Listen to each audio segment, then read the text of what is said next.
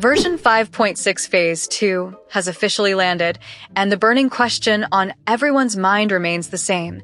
Just how many pulls can you realistically earn during this second phase?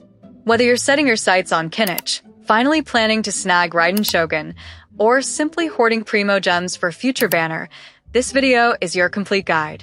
We're breaking down every reliable Primogem source available throughout Phase 2 of version 5.6, entirely free to play, with no need to grind excessively. The focus here is on what a typical, casual player can reasonably expect, without burning out or committing several hours a day just to stay competitive. Let's start by taking a grounded, realistic look at your potential Primogem income, beginning with the most reliable source: daily commissions. Phase 2 runs from May 27th through June 17th, giving players a full 21-day window to rack up consistent rewards. At 60 Primogems per day, just logging in and completing those daily commissions nets you 1,260 Primogems over the course of the phase.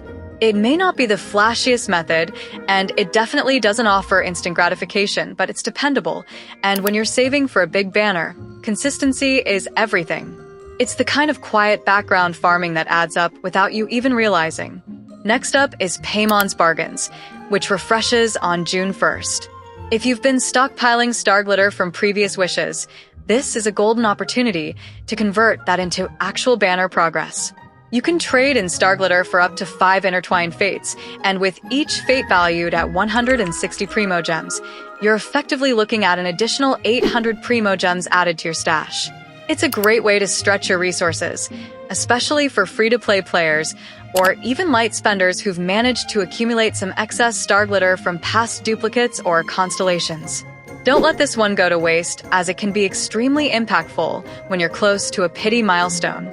Now let's talk about the Imaginarium Theater, one of the comparatively newer additions to the game that continues to offer both challenge and solid rewards.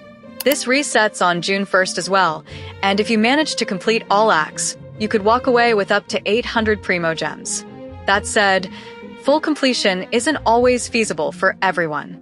For the average player, reaching up to Act 8 is a solid and realistic goal, which still earns you around 620 Primogems.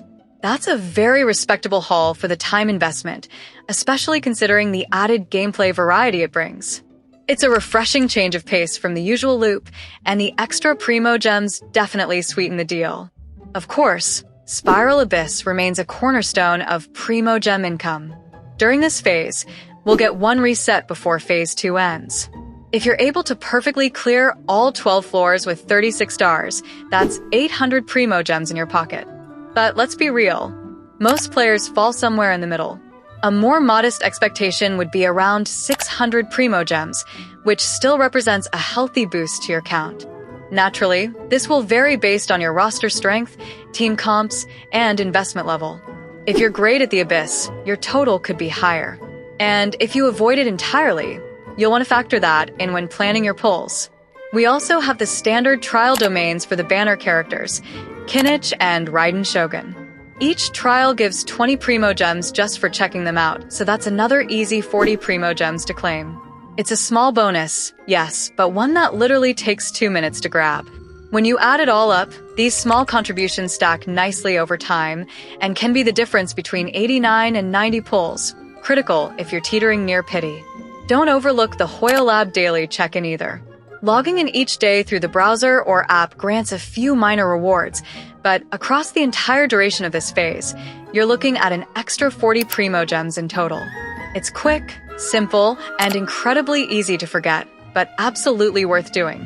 Setting a phone reminder or making it part of your morning routine can help ensure you don't miss out on these low-effort gains. Now, let's get into the real heart of Primogem accumulation during any phase: the events. First up, we've got Chronicles of Shifting Stratagems, which runs from May 27th to June 9th.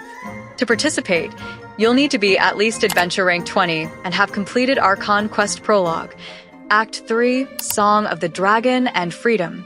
This event is expected to yield about 420 Primogems in total, provided you complete all objectives. It's one of those standard, structured Genshin events with layered mechanics and themed stages, but the Primogems are definitely worth the effort. Then we've also got Legends Ablaze, Cross-Border Brawl, another event that offers strong rewards for relatively low effort. All 5 challenge types are unlocked on the first day, so you can pace yourself or go all in from the start. By completing the entire set, you'll earn 420 Primogems, alongside useful resources like Hero's Wit, Mystic Enhancement, and Weapon Ascension materials. Even if you're a casual player, the requirements aren't too demanding. And of course, the version 5.7 livestream on June 6th is another key moment. These live streams typically distribute 300 Primogems via 3 time-limited redeem codes.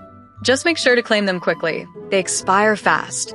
On top of that, we can almost always count on a final one-time redeem code before the version concludes, usually worth 60 Primogems. Easy to miss, but totally worth keeping your eyes peeled for. Following reliable Genshin update sources or setting alerts on social media can help you grab these in time.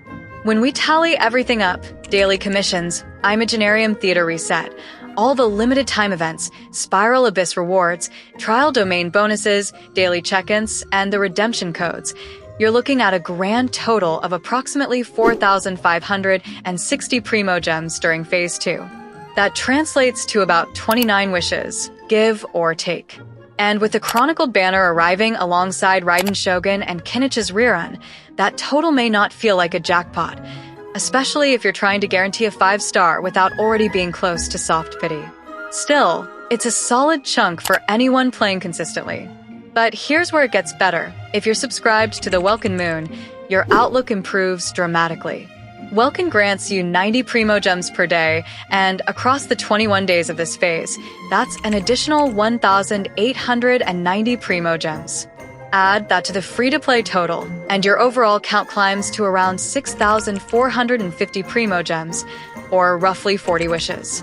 That's a far more comfortable cushion for anyone chasing limited characters, especially if you're on the edge of hitting pity or hoping for an early 5-star drop. But before you rush to spend those hard-earned wishes, here's a quick heads up. Version 5.7 is shaping up to be absolutely packed.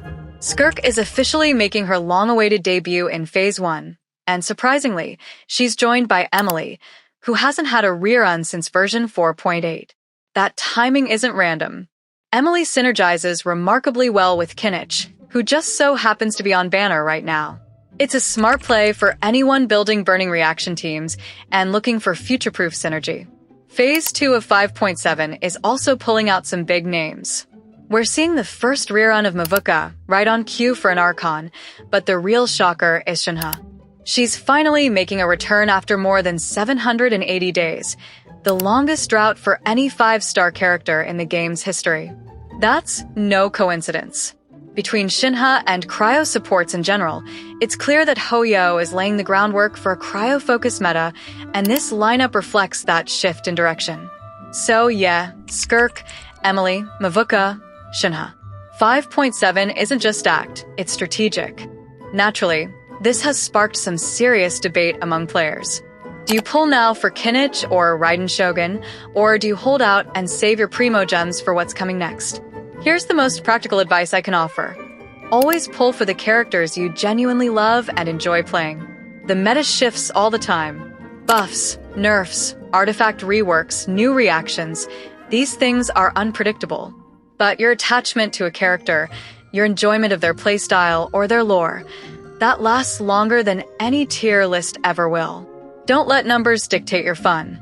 Pull with your heart, not just your spreadsheet. Let me know in the comments, what's your current Primogem count looking like? Are you planning to wish during Phase 2, or are you playing the long game and saving up for 5.7's banner madness?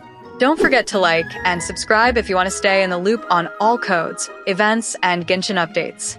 Thanks for watching, and I'll see you in the next one. All right, now we're talking.